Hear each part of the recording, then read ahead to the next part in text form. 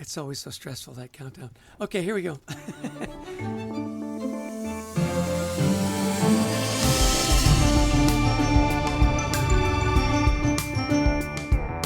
Welcome to the Anxiety at Work podcast. I'm Chester Elton, and this is my co-author and dear friend, Adrian Gostick. We hope the time you spend with us is going to help remove the stigma of anxiety and mental health in the workplace and your personal life. We invite experts from the world of work and life to give us ideas and, most importantly, tools to deal with anxiety in our world.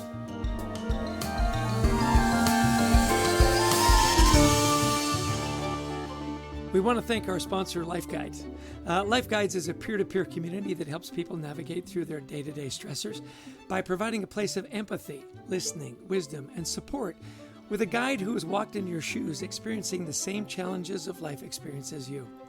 Go to lifeguides.com/schedule a demo and add the code HEALTHY2021 to the free text box. What a deal indeed. And we also have a free offer service. from our newest sponsor, Go Happy Hub, the most inclusive and timely way to communicate and engage directly with your frontline employees and candidates with a 95% open rate. With Go Happy Hub, you can send text messages directly from corporate and enable permissions for your frontline leaders to communicate with their team. Sending notes of gratitude, logistical updates, referral opportunities, LTOs, new hire introductions, learning content, celebrations, and much more. You easily can get the right message to the right people with segmentation by location, job type, etc. And now, if you tell them that Adrian sent you, you get a 60-day free trial. Gotta love that. That's Go Happy Hub. Now, make sure you say Adrian sent you, because if you say Chester sent you, I don't think you get the same deal. Yeah. Well, listen, our guest today is our new friend, Tom Finn. He's the co-founder and CEO of Leg Up, a professional coaching and preventative mental health platform. Leg Up integrates world-class coaches and therapists, proprietary science-backed assessments, and ROI dashboards into one easy-to-use platform. Before forming Leg Up, Tom was VP and General Manager of Aetna and a Regional Managing Director of Anthem Blue Cross. A perfect guest for our podcast, Anxiety at Work. Welcome to the show, Tom. We're delighted to have you on our humble podcast. Chester, great to be with you. Adrian, wonderful to be with you as well. Hey, thanks for joining the show, Tom. I've been checking a little bit about some of the writing and the work you do at Leg Up, and it's really impressive. And you wrote recently on LinkedIn that 70% of workers say they don't feel satisfied with their career choices. That's a big number. So if you're in a room, 7 out of 10 people in there probably aren't happy that they're sitting around the table with you. So, and you said that it's common for people to feel stuck and unmotivated in their career path. Boy, do we see that. And what we're finding is that's driving a lot of course, anxiety and depression. So talk to us a little bit about this idea. You say many of us are sabotaging ourselves. Well, sabotage is something that happens based on a lack of control in your environment. And I sense that people feel a lack of control and they end up sabotaging what they're doing in their careers. So the big piece here is not that it's happening, but how do we unpack it to give people the tools to get unstuck, if you will, and not be in the 70% of people that are unsatisfied with their career choices. So typically where we start is we talk about personal goals and value systems. And if you start to go back to what your personal goals are, and then you layer on top your value system, what do you value in your career? What do you value in your life? How does that impact the career choices you make, the life choices you make? And if you can start to pare that down, you can really make an impact on feeling unstuck instead of stuck. I'd say the other part is try not to look at others. There are so many people doing great things, and we go onto social media. We have so many folks that we interact with in a virtual world that it's hard sometimes to be grateful for what we've done or feel accomplished in the things that we've done because others are doing so many things that may be outside of our scope. So if we go back to that value system and determine, for lack of a better phrase, who do we want to be when we grow up, and really go back and write it down and think about it, I think that's a great place for people to start. I couldn't agree with you more on that whole thing and comparing yourself. And it's just so easy to do. When I was a kid, it was keeping up with the Joneses. Now with social media, it's keeping up with a billion other people that are doing better than you are, So what great advice. You also talk about burnout. You say burnout is a people development issue that needs to be treated as such in workplace environments. So how do leaders identify pending burnout in their team members so they can better handle the rising issue of burnout? How does that work? Well, burnout exists in about 52% of the working population today. So let's start there. About half of our teams are experiencing burnout. So as a leader, when you're looking at your team, you've got to really take a step back and understand that you've got to develop trust. And trust with your team is so important to have them feel safe that they can discuss how they're feeling. If you don't have trust built up and there isn't a safe place, they're not going to tell you that they're burnt out. They're just going to continue to be burnt out, which leads to absenteeism, presenteeism, and of course, turnover on your team. They're going to leave. And the excuse will be, I just wanted another job. But the reality is they weren't given the opportunity to have a real conversation. The other thing to think about when you think about burnout as a leader is that comes from some of the folks not having the skills to do their job. So that's item one. And item two is perhaps you're giving them too much and upsetting the general balance in what they're able to accomplish. So if you're not developing the skills of your people and you're not making sure that their workload is balanced, you're going to run them right into burnout.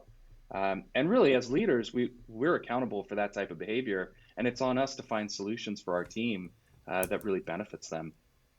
Yeah, we see this often with trainings that we come in after these. They've gone through some resilience training, the employees, et cetera, and it's all about what you need to do differently. You need to better prioritize your time. And what you're saying is we have some responsibility ourselves as leaders. In fact, maybe a lot of it on delegating and also building trust. Talk a little bit about that idea of trust, because you threw a big word out there. We need more trust, but how do I do that as a leader? Well, we have a saying around here. I've used it for years. It goes a little something like this: leaders point the thumb, not the finger. So point the thumb. Use that physical gesture to point the thumb at yourself. And I'm doing it. You can't see it on this podcast, but I promise you, I'm doing it. Point the thumb at yourself and try to hold yourself accountable as a leader. There's a couple of things you could do to really identify where it fits in sort of the trust spectrum, where you fit as a leader. Talk to your team. Start there. Identify if the issue exists. Have that in one-on-one conversations. Start to understand how to build a culture where the team has flexible work schedules, where they feel safe to come to you and talk about the other things that are going on in their life, not just work. Because the role of a manager or as a leader has changed dramatically. We really need to understand people and meet them where they are, not just in their working day. And then if that doesn't work, use assessments to determine where folks are in productivity and well-being of your team. We started a company to solve these problems where we have assessments that go in and measure productivity and well-being. And that was intentional to help leaders figure out how to build trust within their organization. Yeah, we're big believers in assessments ourselves, having built one on motivation. So we understand the importance of that. Having a little bit more data to back you up. Absolutely right. Chester and I, we're in a cohort with our good friend Marshall Goldsmith, who is an executive coach to sort of CEOs around the world. And interesting lately, he's been talking about how many leaders make this transition between driving for success and then realizing they're not that happy. He's got this theory that we don't want to be happy nowadays. You've written a lot about happiness, so I really is curious to get your thinking on this. I think there's maybe some reasons we resist happiness in our lives. Are we off base with that, or what do you think? Adrian, I'm glad you brought up Marshall Goldsmith. I'm a big fan and love some of his work, and I know you all are good friends. The way that I look at happiness and not being happy is really from my own personal experience.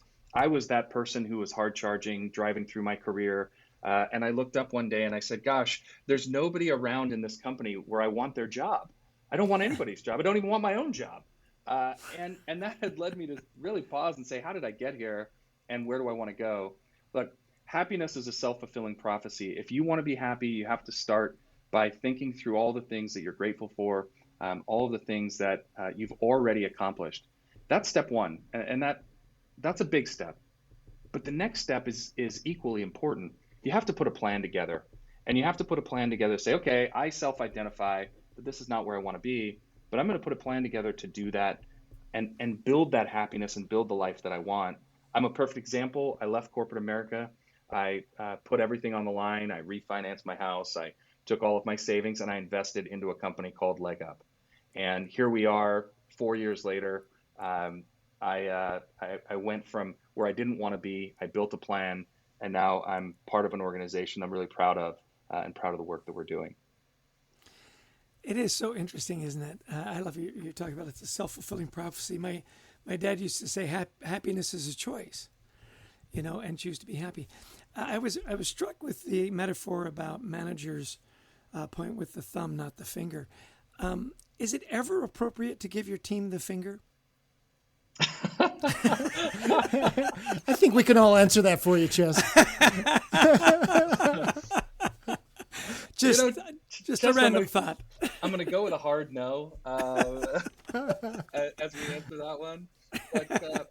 But I think, look, there's always a place for an open and candid discussion with your teams, and that's really where it starts. Is being accountable for being the person to take that leap of faith, and sometimes that's scary for managers to take that leap of faith and be a little vulnerable themselves, and that's really what we mean by pointing the thumb is being vulnerable, asking really open-ended questions, and then listening. That's the other piece. You can't just stand there with a blank face. You've really got to listen and engage with that person on a human level. Yeah, couldn't agree more. As you know, we're big believers in the power of culture and how it enhances the workplace and bottom line results. You say encouraging your employees to develop a sense of ownership in their contributions will shift company culture. Talk us through that. Yeah, I think this goes back to empowering our talent. Or finding talent empowerment within an organization. You really have to walk the walk and talk the talk. This again goes back to point the thumb, not the finger. It's a great one. We tell everybody in our organization, I've told everybody that I've worked with for years, you are the CEO of you. You are the CEO of Adrian Inc. or Chester Inc. and your listeners Inc. And the idea there is that you're in charge of your career. How you treat customers, how you treat partners, how you treat your internal colleagues, how you manage up, how you manage down. And me as your manager, perhaps, or a partner in that role, I'm here to support you. I'm here to help get the best out of you.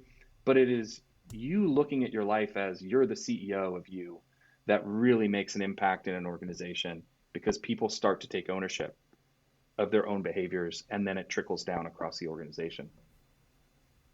I love that, Tom. I love that idea of, and we see that too with organizations that really get this.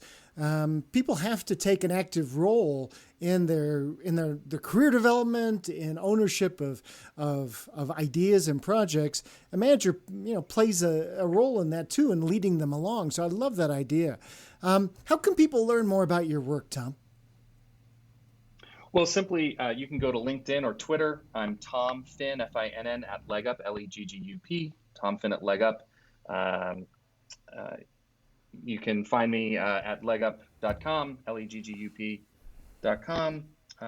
There's some great articles in our articles section around preventative mental health, coaching in the workplace, support for managers, some great things that folks can read there if they're interested. I send out about 3 or 4 articles on LinkedIn a week to try and help the community as well. Yeah, I noticed that. You're great about sending out other people's work. It's not all about, your organization. You're very, very open about sharing whatever's great out there, and I love that about your work.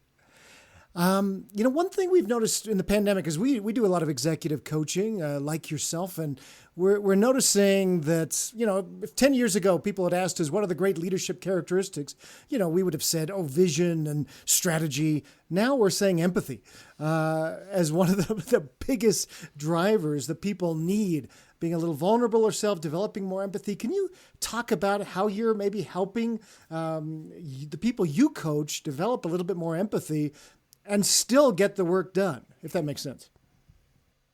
Oh, it sure does. I couldn't agree with you more. It starts and stops with empathy. And I mentioned that earlier. I think when we unpack that a little bit, there's another word that we like to use around here, Adrian, which is psychological safety.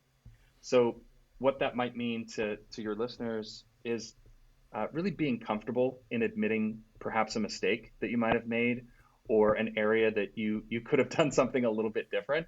Um, then learning from that failure uh, is really important, and sharing what has happened in a group setting can sometimes allow people to learn from your mistakes and make better decisions.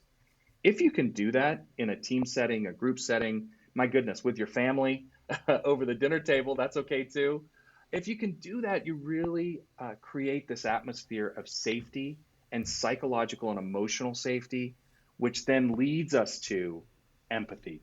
We land at empathy. But all of that homework has to be done, and we have to feel safe for us to land in an empathetic conversation. Let me jump in here for just for a second, if I may. And, what we notice is that there's a lot of anxiety among the children of high achievers. And a lot of it is because, as we do the analysis, their parents never admit any mistakes. They never admit they have messed up with anything. And, we all remember what we were like at 18. We were a mess. And yet we pretend like we're perfect. Do you see a little bit of that? Oh, absolutely. I mean, I see it in my own family. My kids are young, and so I have to be really thoughtful about making sure that I explain to them that they can achieve anything, that happiness is a choice, that they can take on any project or task, but it's okay to make mistakes, and it's okay not to get it right the first time. It's okay to color outside the lines. That's where my kids are, Adrian. They're not quite at 18 yet. But I think that's really important that you take it from the workplace and you have that in your home life, because if you can create these wonderful humans that really are empathetic and understand that they've got that safe environment in the home setting, they're going to take that out and they're going to treat others that way, and that's what we want, right? In terms of building a better world and building better communities, is we want people to have that empathy and understand that failure is not the end of the road. It may just be the beginning. It's so interesting that you bring that up, and you're winning over the hearts and minds of Gostick and Elton here on this call. That, even though this is a business setting and you're helping people in the workplace, the ripple effect is always to their families and to their communities, isn't it? And I love that you've got that perspective linked up. That really is a big part of your mission, isn't it? It really is. Our mission is to improve the lives of people around the world, and it starts with your career. But it also heads into your home. And one of the things we've done, Chester, is we've started to frame our coaching for particular groups like working moms. So one of the groups, working moms in particular, that's had a really tough time during the pandemic, managing children at home, working from home, all of these things have combined to create even more anxiety in that role. And I think in society today, there's a real opportunity to support and uplift working moms who are trying to do it all and balance it all. We've created specific coaching for them, specific programming, and we've actually gone so far as to connect them with other working mom coaches that can be empathetic to their situation and give them the tools to be really successful. So we truly believe in it, and it's certainly a part of our mission. That's really so great. Hey, listen, we're big fans of personal rituals, and how you tamp down anxiety, how you keep kind of the world and family and everything and work in perspective. What are some of your personal rituals that maybe you could share with the audience that works for you? I'm a work in progress, like all of us, right? I don't know that I have a silver bullet. I wish I did. But I'll give you a couple of things that I think keep me balanced. The first one is I love listening to audiobooks. I have a hard time reading because I have young kids at home. And so audiobooks, instead of reading the written word, are helpful for me. And a lot of us spend time on the computer all day reading emails, and the last thing you want to do is read more when you get home. So that's one for me that's been really positive. I like to work out in the morning. I resisted it for about 20 years, Chester. I read every book from every CEO that said you've got to work out in the morning. I said I'll never do it, and I finally did it, and I feel great. I feel much more balanced. It's not really about weight loss or fitting into my jeans. It's more about my mental aptitude and being calm throughout the day and having the energy to get through the day.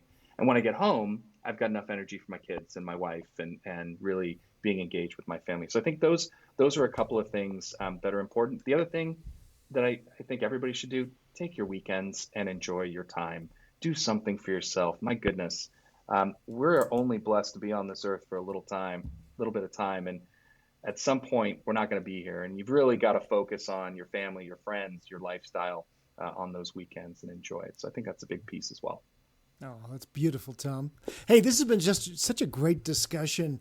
Really enjoyed getting to know you and getting to know the philosophies that have helped you build a really successful practice. What one or two things would you want our listeners to take away today as you think about this big topic of anxiety at work? Well, I would tell everybody out there are managers and companies that really care, that are working on understanding empathy and understanding career leveling and understanding how to grow in a modern environment.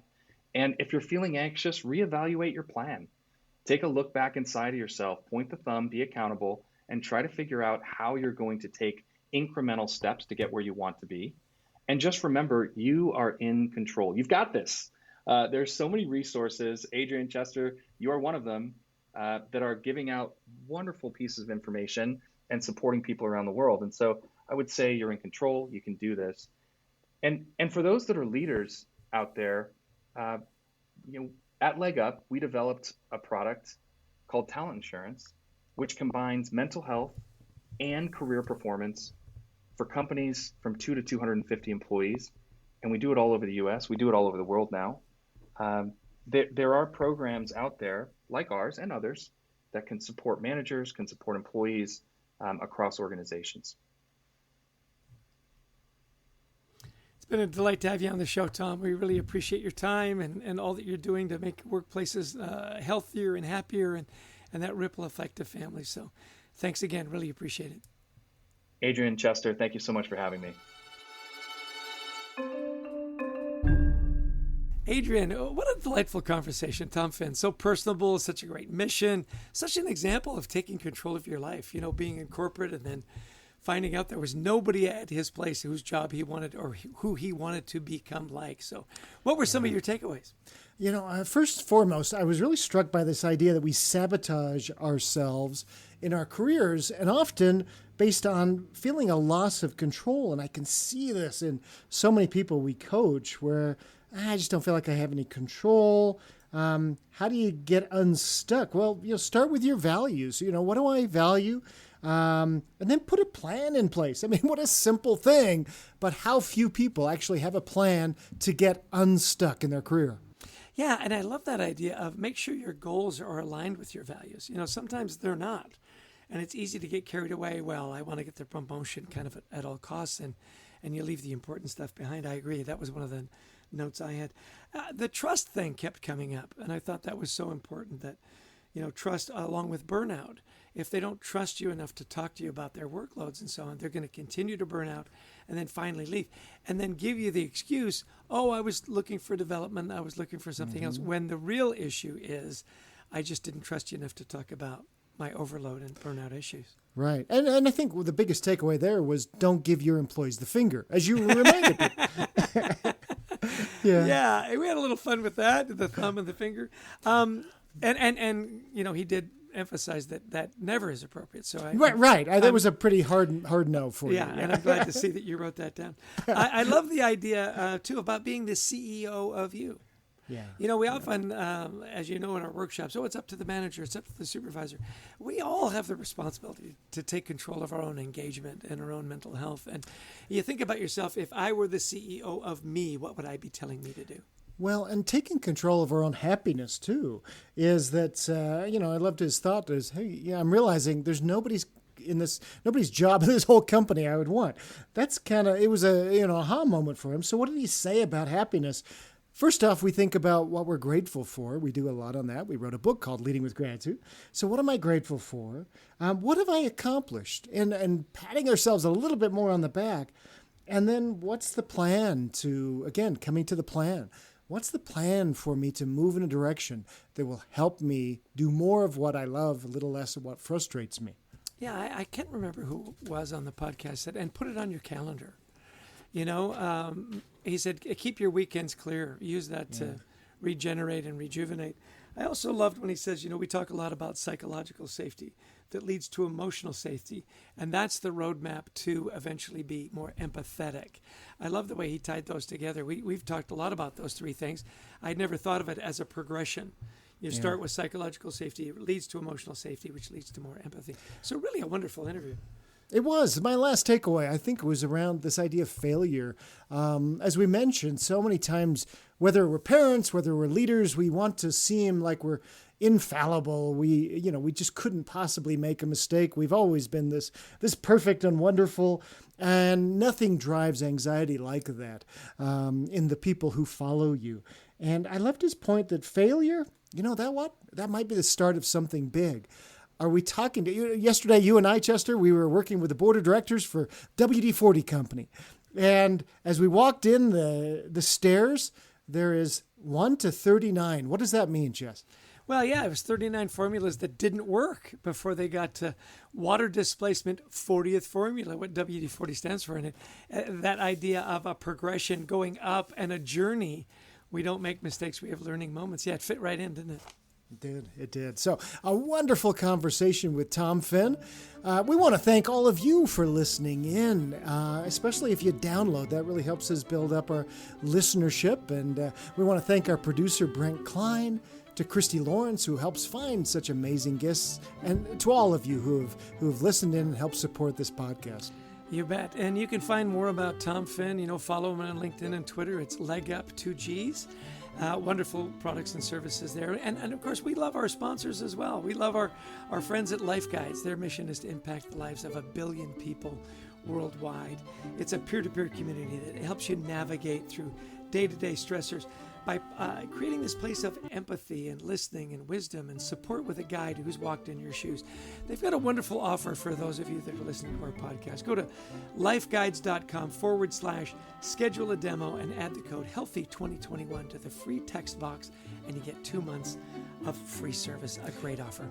We also want to send a big thanks to our sponsor, Go Happy Hub. It's the most inclusive and timely way to communicate and engage directly with your frontline employees and candidates with a 95% plus open rates. And right now, if you tell them Adrian or Chester sent you, you can get a 60-day free trial. You can't beat that. Go Happy Hub is an amazing way to communicate with all the people in your organization. Go check them out. They have an amazing service that will help your organization immediately. Yeah. And listen, check out our book. It's an audio format, digital format, find bookstores everywhere. Anxiety at Work, 8 strategies to help you deal with anxiety and ambiguity and get stuff done. It's probably our most important work, and we'd love you to check it out.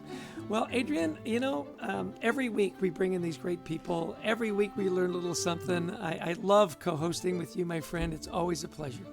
Hey, this has been a delight. It's been a delight getting to know Tom and working with you again, Chess. We will look forward to hearing from another guest next week. Thank you, everybody, for joining us today. You bet. Take care and be well.